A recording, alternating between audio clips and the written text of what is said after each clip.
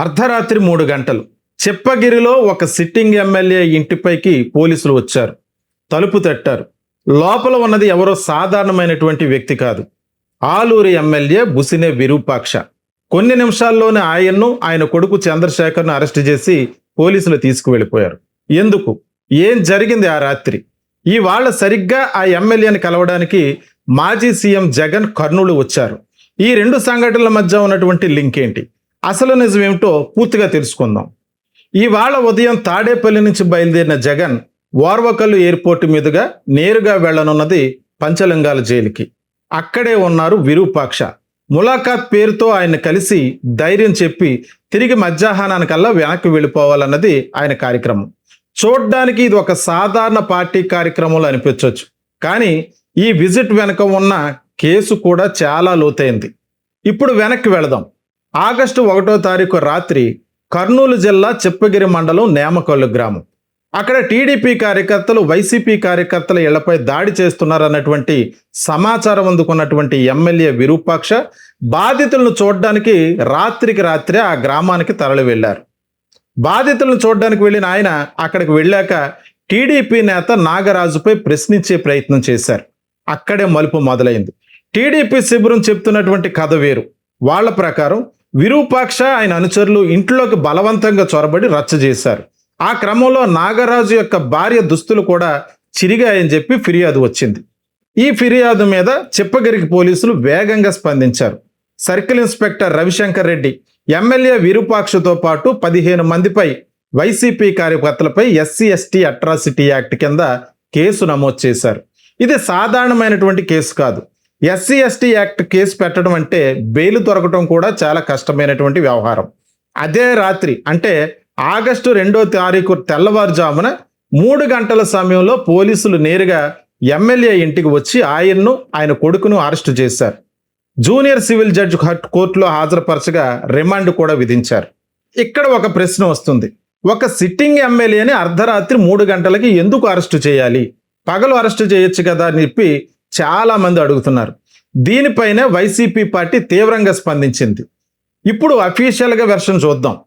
పోలీసుల ప్రకారం టీడీపీ కార్యకర్తల ఫిర్యాదు మేరకు సాక్ష్యాధారాలు ఆధారంగానే కేసు నమోదు చేశామని, చట్ట ప్రకారమే అరెస్టు చేశామని అంటున్నారు. అటాక్ జరిగిందన్న ఆరోపణలు సీరియస్గా తీసుకున్నామని చెప్పి పోలీసుల వాదన. కానీ వైసీపీ వైపు నుంచి పూర్తిగా వేరే కథ వినిపిస్తుంది. 4వ తారీఖున అధికారికంగా పార్టీ ఒక స్టేట్మెంట్ ఇచ్చింది. దీని ప్రకారం ఈ మొత్తం వ్యవహారం ఒక రాజకీయ కుట్రని, విరూపాక్షను ఉద్దేశపూర్వకంగా ఇరికించారని ఆరోపిస్తున్నారు. అంతేకాదు, సోషల్ మీడియాలో ఒక వీడియో కూడా వైరల్ అయింది. అందులో నాగరాజు తన భార్య నైటిని తానే చించి ఆమెతో ఫాల్స్ స్టేట్మెంట్ ఇప్పించారన్నది పార్టీ చెప్తున్నటువంటి వాదన. ఇది నిజమా కాదా అన్నది ఇండిపెండెంట్గా ధృవీకరణ కాలేదు. కానీ ఈ వీడియో స్థానికంగా పెద్ద చర్చకు దారితీసింది. ఈ క్లెయిమ్ నిజమో కాదో కోర్టులోనే తేలాల్సి ఉంది కాబట్టి పోలీసులు ఎలాంటి ప్రిలిమినరీ ఎంక్వైరీ చేయకుండానే కేసు నమోదు చేశారని, ఇది పక్షపాతంతో కూడినటువంటి చర్య అని చెప్పి వైసీపీ నేరుగా ఆరోపిస్తుంది. ఇది కర్నూలుకే పరిమితమైనటువంటి విషయం కాదు. ఇలాంటి కేసులు రాష్ట్ర వ్యాప్తంగా వైసీపీ నేతలపై ఇటీవల పెరుగుతున్నాయన్నది గమనించాల్సినటువంటి విషయం. కొద్ది రోజుల క్రితమే మాజీ ఎమ్మెల్యే మేకపాటి విక్రమరెడ్డితో పాటు 13 మంది వైసీపీ కార్యకర్తలపై ముందస్తు అనుమతి లేకుండా ర్యాలీ నిర్వహించారన్నటువంటి కారణంతో కేసు నమోదైంది. దీంతో అధికారం మారిన తర్వాత వైసీపీ నేతలపై కేసుల సంఖ్య పెరుగుతుంది అన్నటువంటి డిబేట్ మొదలైంది. అయితే రెండు వైపులా ఆరోపణలు ఉన్నప్పుడు వాటిని బ్యాలెన్స్గా చూడాల్సినటువంటి బాధ్యత మనందరిపైన ఉంది. అటాక్ జరిగిందన్నది కూడా వాస్తవమే. ఎఫ్ఐఆర్ నమోదైన తీరుపైనే ప్రశ్నలు రావటం సహజమే. ఇప్పుడు ఈ కేసు ఎటు వెళుతుంది? ఎస్సీ/ఎస్టీ యాక్ట్లో బెయిల్ ప్రాసెస్ చాలా నిదానంగా స్పెషల్ కోర్టుల్లో మాత్రమే జరుగుతుంది. అంటే విరూపాక్షకు కొన్ని వారాల పాటు జైల్లోనే ఉండాల్సి రావచ్చు. ఈలోపు అసెంబ్లీ సెక్రటేరియట్ కూడా ఒక అరెస్టు వ్యవహారంపై అధికారికంగా బులెటిన్ విడుదల చేసి శాసనసభ్యులందరికీ కూడా సమాచారం ఇచ్చింది. అంటే ఇది కేవలం లోకల్ గొడవగా మిగిలిపోకుండా అసెంబ్లీ స్థాయిలో కూడా చర్చనీయాంశంగా మారింది. ఇప్పుడు జగన్ ఈ టైంలోనే స్వయంగా జైలుకు వెళ్ళి ఎమ్మెల్యేని పరామర్శించడం వెనక క్లియర్గా ఒక పొలిటికల్ మెసేజ్ ఉంది. తన పార్టీ నేతలను వదిలిపెట్టేది లేదని, ప్రభుత్వం ఎన్ని కేసులు పెట్టినా సరే వెనక్కి తగ్గేది లేదని క్యాడర్కి పబ్లిక్కి చాటి చెప్పేటువంటి ప్రయత్నమే ఇది. అదే సమయంలో అధికార పార్టీ వైపు నుంచి చూస్తే చట్టం తన పని తాను చేసుకుపోతుంది అన్న సందేశం కూడా బలంగా వినిపిస్తుంది. మరి నిజం ఏంటి? నేమకల్లు గ్రామంలో ఆ రాత్రి అసలు ఏం జరిగింది? అది కావాలని చేసిన కుట్ర లేక నిజంగా జరిగిందా? కానీ ఒక్కటి మాత్రం క్లియర్. ఒక్క సంఘటన కర్నూలు జిల్లా రాజకీయాల్లో కొత్త టెన్షన్కి నాంది పలికింది. మీ అభిప్రాయం ఏమిటి? ఇది నిజంగా కుట్ర లేక చట్టం తన పని తాను చేసుకుపోతుందా అన్నది కామెంట్స్ రూపంలో తెలియజేయండి. కానీ వైసీపీ వైపు నుంచి పూర్తిగా వేరే కథ వినిపిస్తుంది. 4వ తారీఖున అధికారికంగా పార్టీ ఒక స్టేట్మెంట్ ఇచ్చింది. దీని ప్రకారం ఈ మొత్తం వ్యవహారం ఒక రాజకీయ కుట్రని, విరూపాక్షను ఉద్దేశపూర్వకంగా ఇరికించారని ఆరోపిస్తున్నారు. అంతేకాదు, సోషల్ మీడియాలో ఒక వీడియో కూడా వైరల్ అయింది. అందులో నాగరాజు తన భార్య నైటిని తానే చించి ఆమెతో ఫాల్స్ స్టేట్మెంట్ ఇప్పించారన్నది పార్టీ చెప్తున్నటువంటి వాదన. ఇది నిజమా కాదా అన్నది ఇండిపెండెంట్గా ధృవీకరణ కాలేదు. కానీ ఈ వీడియో స్థానికంగా పెద్ద చర్చకు దారితీసింది. ఈ క్లెయిమ్ నిజమో కాదో కోర్టులోనే తేలాల్సి ఉంది కాబట్టి పోలీసులు ఎలాంటి ప్రిలిమినరీ ఎంక్వైరీ చేయకుండానే కేసు నమోదు చేశారని, ఇది పక్షపాతంతో కూడినటువంటి చర్య అని చెప్పి వైసీపీ నేరుగా ఆరోపిస్తుంది. ఇది కర్నూలుకే పరిమితమైనటువంటి విషయం కాదు. ఇలాంటి కేసులు రాష్ట్ర వ్యాప్తంగా వైసీపీ నేతలపై ఇటీవల పెరుగుతున్నాయన్నది గమనించాల్సినటువంటి విషయం.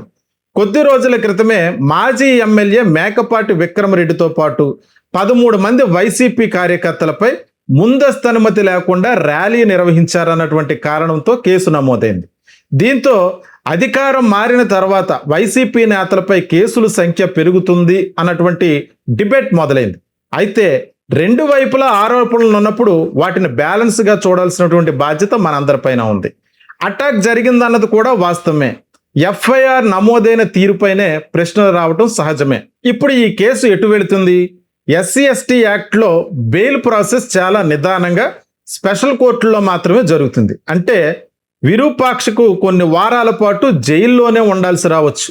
ఈలోపు అసెంబ్లీ సెక్రటేరియట్ కూడా ఒక అరెస్టు వ్యవహారంపై అధికారికంగా బులెటిన్ విడుదల చేసి శాసనసభ్యులందరికీ కూడా సమాచారం ఇచ్చింది. అంటే ఇది కేవలం లోకల్ గొడవగా మిగిలిపోకుండా అసెంబ్లీ స్థాయిలో కూడా చర్చనీయాంశంగా మారింది. ఇప్పుడు జగన్ ఈ టైంలోనే స్వయంగా జైలుకు వెళ్ళి ఎమ్మెల్యేని పరామర్శించడం వెనక క్లియర్గా ఒక పొలిటికల్ మెసేజ్ ఉంది. తన పార్టీ నేతలను వదిలిపెట్టేది లేదని, ప్రభుత్వం ఎన్ని కేసులు పెట్టినా సరే వెనక్కి తగ్గేది లేదని క్యాడర్కి పబ్లిక్కి చాటి చెప్పేటువంటి ప్రయత్నమే ఇది. అదే సమయంలో అధికార పార్టీ వైపు నుంచి చూస్తే చట్టం తన పని తాను చేసుకుపోతుంది అన్న సందేశం కూడా బలంగా వినిపిస్తుంది. మరి నిజం ఏంటి? నేమకల్లు గ్రామంలో ఆ రాత్రి అసలు ఏం జరిగింది? అది కావాలని చేసిన కుట్ర లేక నిజంగా జరిగిందా? కానీ ఒక్కటి మాత్రం క్లియర్. ఒక్క సంఘటన కర్నూలు జిల్లా రాజకీయాల్లో కొత్త టెన్షన్కి నాంది పలికింది. మీ అభిప్రాయం ఏమిటి? ఇది నిజంగా కుట్ర లేక చట్టం తన పని తాను చేసుకుపోతుందా అన్నది కామెంట్స్ రూపంలో తెలియజేయండి.